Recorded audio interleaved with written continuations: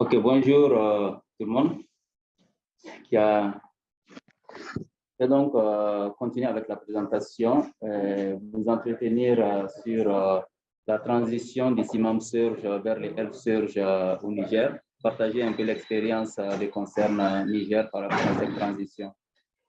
Et pour ce faire, je vais vous faire une introduction, un rappel global sur le Surge, les différents pays dans lesquels le Surge est déployé, vous faire un aperçu global du Surge au Niger. Ensuite, parler des étapes clés de la transition du CIMAM vers les Elf Surge pour finir par les apprentissages, les enseignements que nous avons tirés de la mise en œuvre de cette approche Surge. Diapo. Donc, voilà, comme vous le voyez ici, le Surge, pour rappel, est venu, est né en 2009 à la suite de la grande crise nutritionnelle qui est survenue en 2006. Donc, c'est une approche qui vise principalement à répondre de façon efficiente aux pics saisonniers récurrents de malnutrition, tout en maintenant la qualité des services. Et c'est là à travers 8 étapes interconnectées. Donc, le Surge, aujourd'hui, dans le monde, c'est 16 pays qui sont couverts. Et parmi ces 16 pays, il y a 9 qui sont couverts par concern. Et Diapo. Donc, c'est à la suite des constats faits sur la survenue de façon récurrente des pics saisonniers de malnutrition et aussi devant les besoins de maintenir la qualité des services pendant cette période où il y a une surcharge de travail au niveau des structures de santé qui concerne, en collaboration, en partenariat avec la direction de la nutrition, à implémenter l'approche Simam Surge au Niger en 2014. Et là, c'était au niveau de 11 structures de santé de la région de Tawa. 7 années après, donc jusqu'en 2021, on a passé 7 ans à apprendre de cette approche à Simam Surge et on est arrivé à un certain nombre de constats. Et parmi ces constats, on peut parler de la verticalité de l'approche Simam Surge, à l'image même de la PCIMA, qui est resté comme un élément à part dans le paquet minimum d'activité au niveau des centres de santé. Aussi, nous avons constaté qu'il y avait d'autres pics importants des maladies infantiles qui survenaient et qui souvent absorbaient même les pics de malnutrition. Et ces pics aussi étaient récurrents et saisonniers. Et aussi, il faut tenir compte des prérogatives des centres de santé qui ont vraiment pour mission de répondre à toutes les sollicitations au niveau de ces structures de santé. Donc, ce sont ces 3 éléments qui ont soutenu l'idée de mettre en place une approche plus globale qui va intégrer, associer à la malnutrition, les autres morbidités qui ont une forte prévalence et un fort impact sur la charge de travail au niveau des structures de santé. Et c'est ce qui a amené au pilotage de l'approche Health Surge au niveau des 12 structures de santé en 2021, toujours dans la région d'Ottawa. Et aujourd'hui, le Surge au Niger, c'est 494 structures de santé qui font le Surge, parmi lesquelles il y a 150 qui font le Health Surge.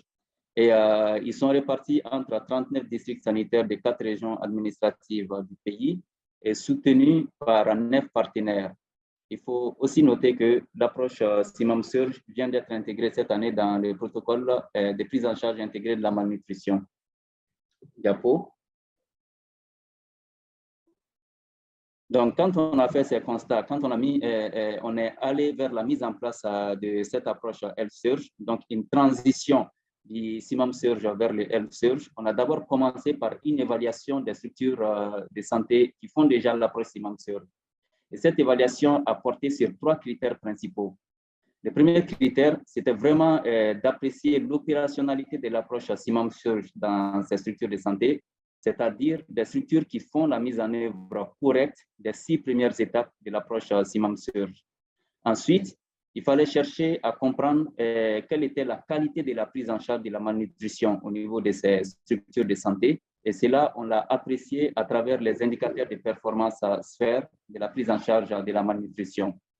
Et en dernier lieu, il fallait voir les niveaux de fréquentation des structures de santé, les niveaux d'utilisation des services au niveau de ces structures de santé. Donc, ces 3 éléments clés, ces 3 critères nous ont permis de retenir 12 structures pour déployer ces pilotes sur les 14 qu'on appuyait à l'époque.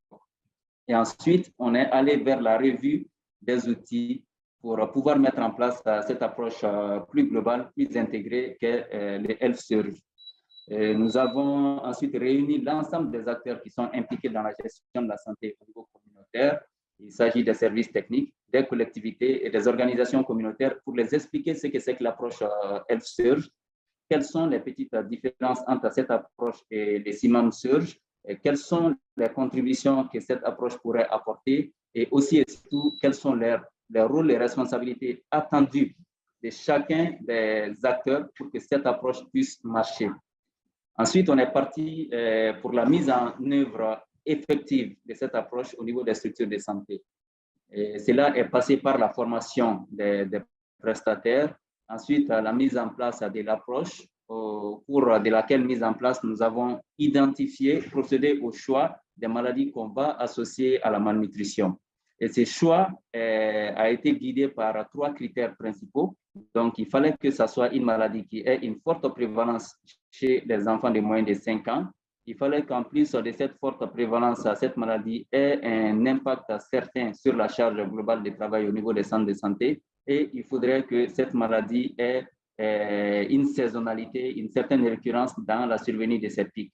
Et cela nous a permis d'aboutir à la sélection dans la majeure partie de nos zones de 3 grosses morbidités.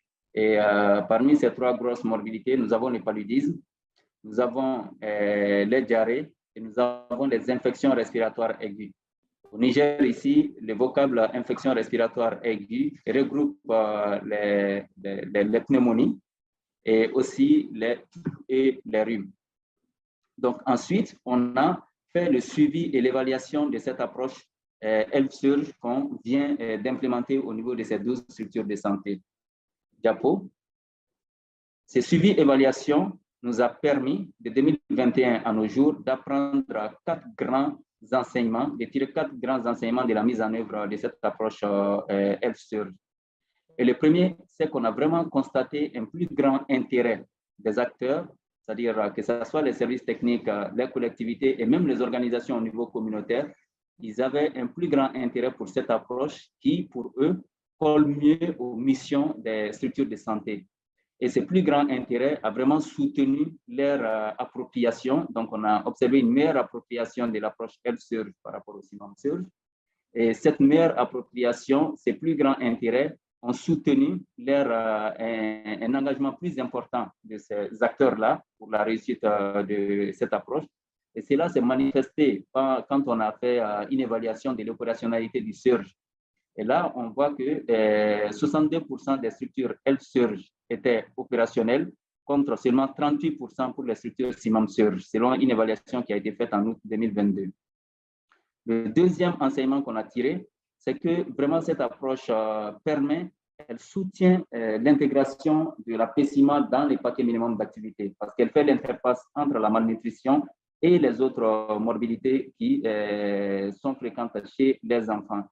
Donc, elle donne lieu à un paquet plus global, plus intégré, qui permet de soutenir vraiment cette intégration de la PCIMA dans le paquet minimum d'activité des centres de santé.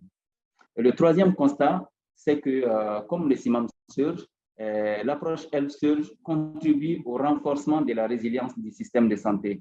Et cette contribution, elle est basée principalement sur le fait que cette approche va lever les défis de la participation communautaire aux actions de santé et principalement la participation des communautés au financement de la santé.